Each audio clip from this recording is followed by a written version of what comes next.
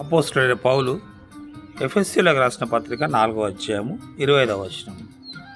మనము ఒకరినొకరము అవయములమై ఉన్నాము గనుక మీరు అబద్ధమాడుట మాని ప్రతి వాడును తన పొరుగువానితో సత్యమే మాటలాడవలను. కోపపడుడు గాని పాపము చేయకుడి.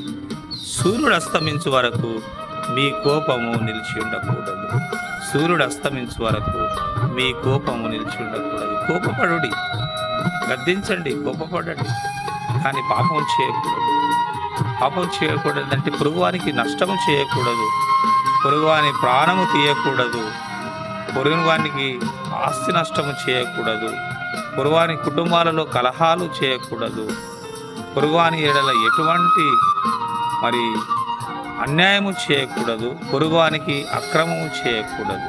కోపపడుడి, కానీ పాపము పొరుగువాని ఎడల చేయకుడి.